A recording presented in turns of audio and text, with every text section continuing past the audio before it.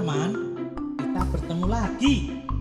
Nah, cerita dongeng kali ini Kak akan membawakan dongeng berjudul Putri Aurora. Sudah siap? Ayo kita simak.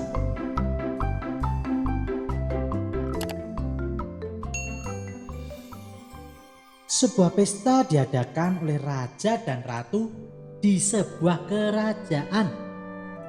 Wah, pesta apa teman-teman? Ternyata pesta itu sebagai ucapan syukur atas kelahiran putri raja dan ratu. Wah, mereka berdua bersyukur setelah diberikan seorang putri yang cantik dan diberi nama Aurora. Pantas saja ratu dan raja menggelar pesta yang sangat meriah, karena mereka ternyata harus menunggu lama agar sang ratu bisa melahirkan putri yang cantik. Pesta tersebut sangat meriah. Semua rakyat dan 7 peri juga diundang. Mereka semua bernyanyi, menari, dan tentu saja makan makanan yang lezat bikinan koki kerajaan. Di tengah-tengah pesta, raja meminta peri untuk mendoakan putri Aurora. Kemudian datanglah 7 peri tersebut.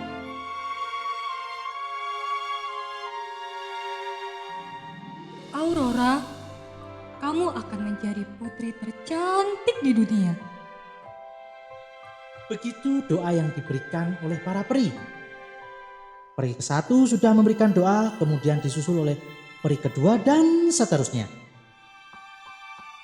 Kamu akan menjadi putri yang periang. Doa peri kedua. Kamu akan mendapatkan banyak kasih sayang. Kata peri ketiga kepada Aurora. Kamu akan menari dengan sangat anggun. Peri keempat.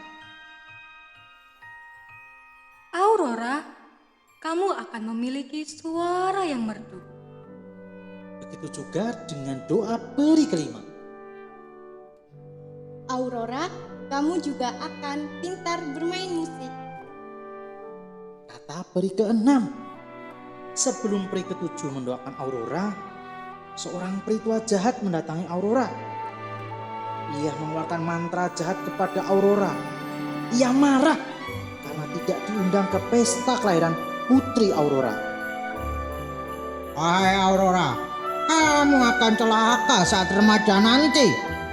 Jarimu akan tertusuk jarum pintal dan akhirnya kamu akan mati. Sungguh sebuah harapan yang buruk diucapkan oleh peri tersebut. Setelah mengatakan mantra itu, ia bergegas pergi menghilang. Raja dan ratu bingung. Rakyat juga sedih. Mereka tak mau menginginkan semua itu terjadi kepada putri Aurora. Mereka sangat menyayangi putri Aurora. Tak berapa lama, peri ketujuh mendatangi raja dan ratu, berusaha menenangkan mereka, termasuk juga rakyat di kerajaan itu. Aku hanya bisa menjamin putri Aurora tidak akan mati. Nantinya, jika ia tertusuk jarum pintal, ia hanya akan tertidur selama 100 tahun. Kalian tak perlu khawatir. Aku berjanji kepada kalian untuk melindungi putri Aurora. Jawaban itu sedikit melegakan hati raja dan ratu serta rakyat di kerajaan tersebut. Tak berapa lama, raja memerintahkan untuk memusnahkan semua jarum pintal yang ada di kerajaan. Ia tak ingin putri Aurora, putri kesayangannya, menjadi celaka. Saya memerintahkan kepada panglima kerajaan untuk memusnahkan semua jarum pintal yang ada di kerajaan ini. Semua rumah harus diperiksa dan dipastikan tidak ada jarum pintal yang tersisa. Kita lakukan ini semua demi Putri Aurora. Panglima kerajaan segera menyebarluaskan kabar tersebut ke seluruh penjuru kerajaan. Kira-kira teman-teman, apa yang akan dilakukan oleh rakyat ya? Ternyata rakyat dengan ikhlas memusnahkan jarum pintal yang dimilikinya. Mereka juga menginginkan hal yang sama, agar Putri Aurora tetap selamat dan bahagia. Sungguh kasihan Putri Aurora. Sejak bayi hingga remaja dikurung di istana, tak boleh kemana-mana. Sudah tentu Putri Aurora mengalami kebosanan yang luar biasa. Nah teman-teman, di suatu waktu Putri Aurora berjalan-jalan di sekitar istana. Ia berjalan menuju loteng istana yang jarang didatangi oleh manusia. Kebetulan raja dan ratu waktu itu sedang pergi ke negeri seberang. Putri Aurora kemudian menyusuri jalan menuju loteng dan menemukan sosok nenek tua di dalam loteng sedang memintal benang. Wahai nenek, apa benda yang sedang kamu pegang itu? Aku belum pernah melihatnya. Bolehkah aku mencobanya? Tentu saja boleh Tuan Putri. Ini namanya jarum pintal. Cobalah, menyenangkan sekali menggunakan jarum pintal ini untuk memintal benang. Tanpa berpikir panjang, Putri Aurora langsung mencobanya.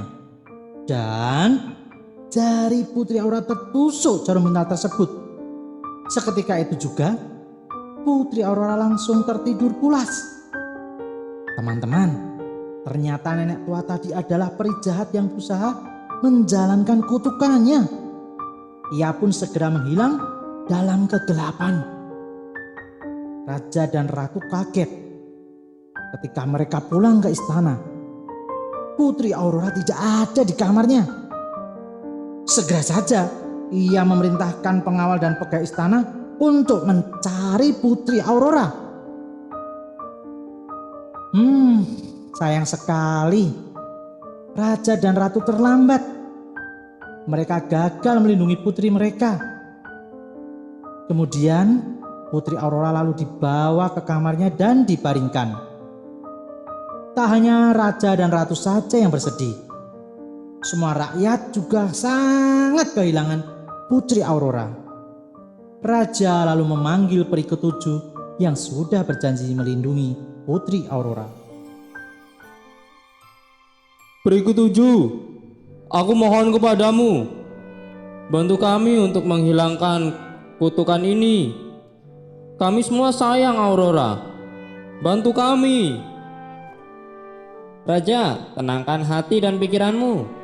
Aku akan membantumu. Aku akan menepati janjiku. Peri ketujuh langsung mengucapkan mantra. Seisi istana dan semua masyarakat tidur pulas semuanya, termasuk juga hewan yang ada di istana tersebut.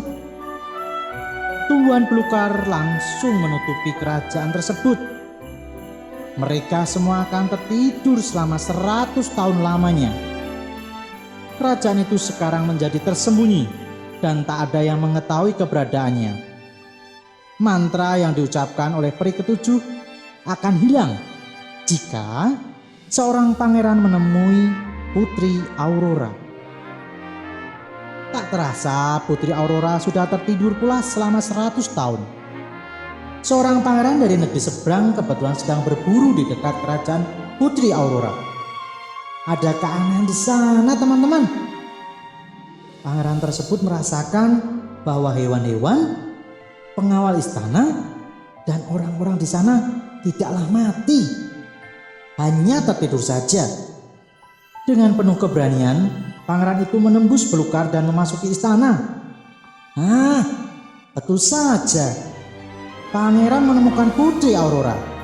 Pangeran kemudian berlutut di samping Putri Aurora yang sedang tidur. Ia memegang tangannya, lalu membangunkannya. Putri Aurora dan semua orang serta hewan di kerajaan tersebut bangun dari tidur panjangnya. Akhirnya, Putri Aurora menikah dengan pangeran tersebut dan hidup bahagia selamanya.